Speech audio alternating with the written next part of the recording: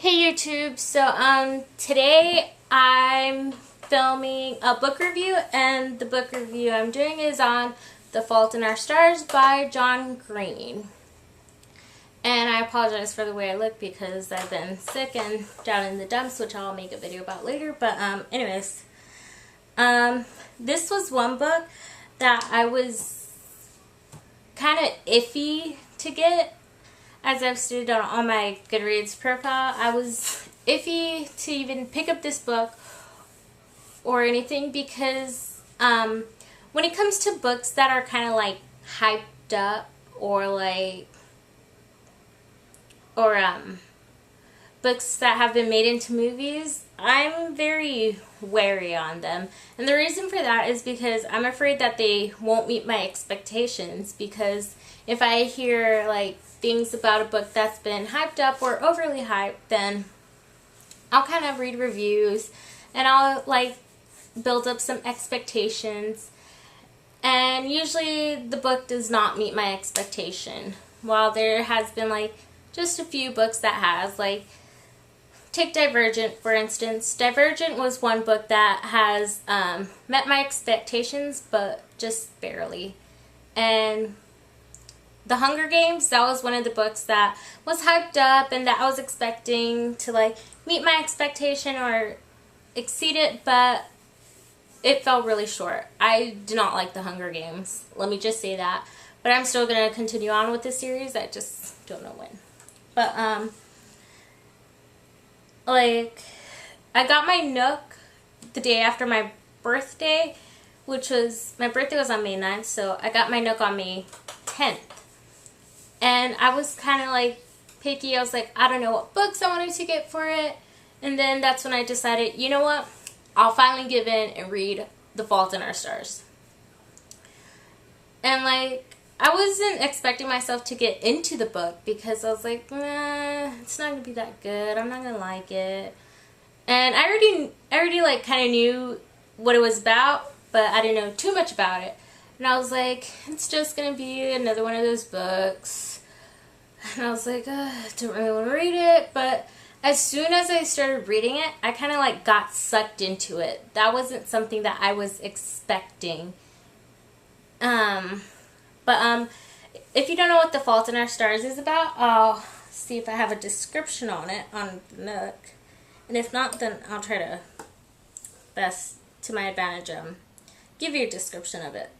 But let's see, because I don't believe I do have a description on it. But no, I do not have a description on it. But The Fault in Our Stars is basically about this girl named Hazel Grace Lancaster. She's 16. She's had cancer ever since she was 13. She's a very bright, intelligent young girl. She goes to this support group for people who have cancers. It's like she's like very stuck in a routine of going to that group and stuff.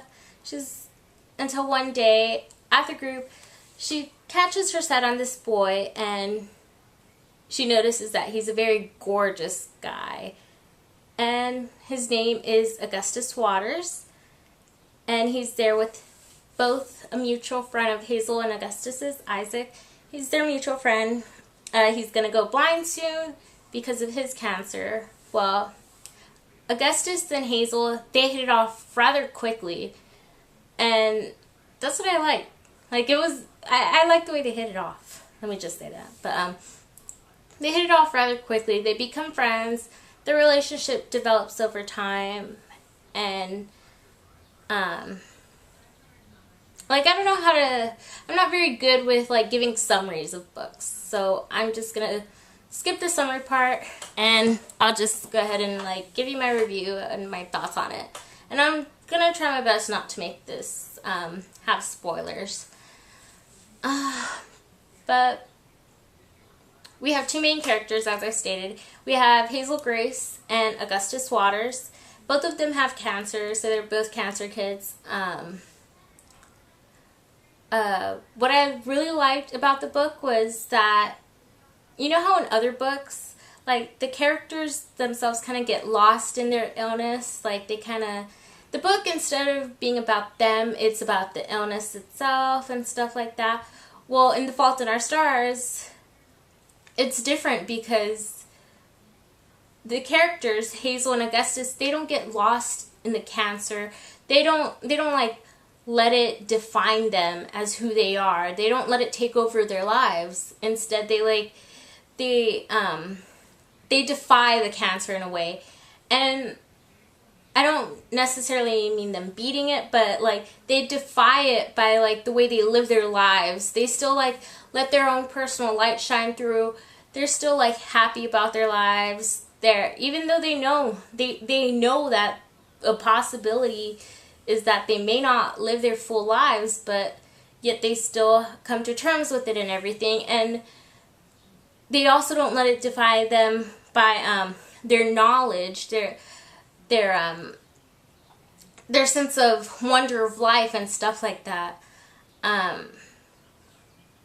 One thing I didn't like though is that the way they would talk to each other was a bit more not teenagery. It was a bit more like adultish, like more mature-ish and stuff. But I can see like the way they've been through all these obstacles, it's kind of made them more mature in a way, so I can see why they would talk like that. But really, it's not the way most teenagers, even if they're sick or whatever, they probably wouldn't talk like that. So that was like one problem I had with that, but I loved it. It was like very intellectual conversation between them.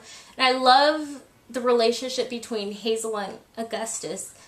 You can tell right from the bat that it wasn't just this like simple kind of like puppy love thing, teenage love, just a fling thing. You can tell from right off from the bat that they like had this pure, innocent love for each other. It was just like you could feel it. Like you could feel the kind of love that they had for each other. You can like feel how much Augustus like admires Hazel and truly loves her, and how much he thinks highly of her and everything.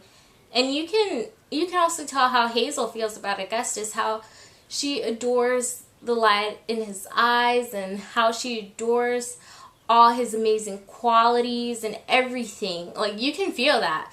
Like how in other like young adult books,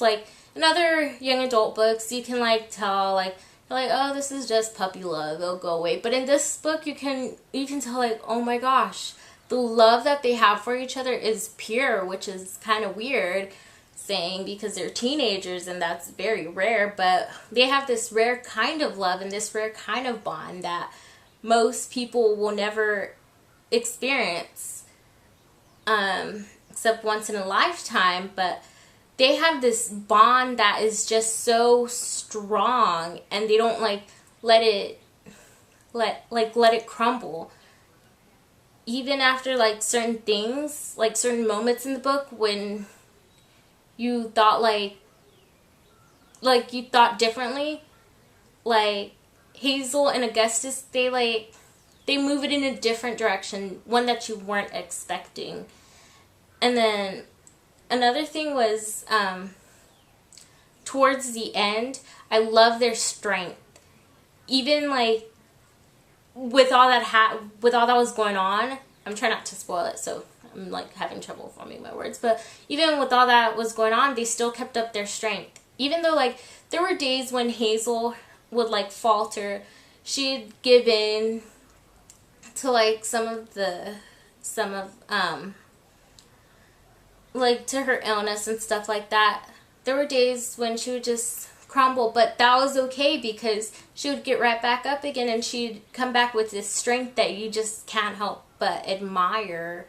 And these are characters that you can like easily fall for. Like you can easily like want these characters to be your friends, like know them in real life. And I caught myself saying a couple of times like, gee, where's my Augustus Waters? Like, where is he? Like stuff like that. But let's see. And like in the book it says that Like, there's sometimes in this book where Hazel, she's reading this book called An Imperial Affliction, and she describes it as one of those books that's not a regular cancer book. That's not a cancer book. And that's what I would say about The Fault in Our Stars. It's not a cancer book because the characters, like I said, they don't let the cancer define them. They don't let it take over them. Instead, they define it. They find ways to overcome it, even though they're having to battle with such a thing. They don't let it define them. They don't make it who they are. And that's what I love about this novel, because like I said, in most YA novels especially, you find the character giving in to like either their addiction, their illness, or whatever. You find them like giving in and letting it take over them. But in this book, you didn't. You didn't have that. It was just an amazing novel. I would recommend it to anyone and everyone, which is very rare for me to say. But I truly love this book. And oh my gosh, it's just beyond words. And towards the end, I actually teared up, which is very rare because I'm not a crier when it comes to books. I'm not a crier. I only cried during 2 books, and the first one it was A Child Called It. And then the second was the book that Chris Perez, the husband of Selena Quintanilla, wrote about his memoir thing with her, his life with her. Those were the only 2 books I cried during. And then this book, Here It Comes, it made me cry. I'm like, what? And it gave me goosebumps at the end because I was there feeling the emotions, the like raw emotions. And I was like, oh my goodness. And I was like, that's how you know it's a great book. When it impacts you in such a way that it moves you. That's how you know it's a great book. But on my little nook, I highlighted a few quotes, and I'm going to go ahead and read them to you, and I'm going to make sure they're not like spoilery or anything. But we'll go ahead and do that. But oh my gosh, this book, it's won me over. It's won me over. It has won me over.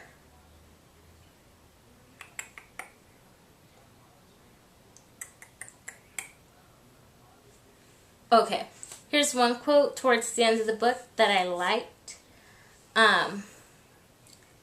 It's what Augustus said in a letter, but it says, "You don't get to choose if you get hurt in this world, old man, but you do have some say in who hurts you." And I love that quote because it like relates to the book, because the way it relates to the book, because like Hazel and Augustus, they know they both have cancer and that they have this chance of dying. And so any ordinary person, they probably wouldn't get with that person because they have the ability to hurt them in more ways than one. They have the ability to hurt them through heartbreak or through death.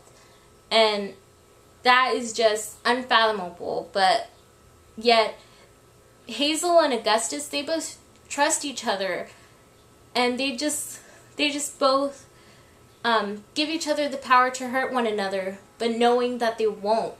And that's one thing I love about them. And another quote, and this is just like a random quote that I like because it's true. Let's see.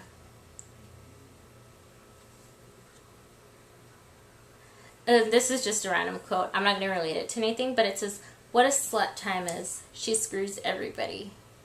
And I love that quote because it's true, because time does have a way of screwing everyone over, whether you're good or bad, or healthy and well, or happy, sad. Time always has this way of screwing you over in one way or another. But this book, oh my gosh, it was just amazing. But yeah, this was my review on it, and I'll leave all my links down below. I'll leave my links for my Goodreads, my Tumblr, and anything else. And I'll also go ahead and fill out some little things that I usually do for book reviews. But yeah. Oh, I achieved my spoiler-free book review. Congratulations to me. Anyways, bye guys.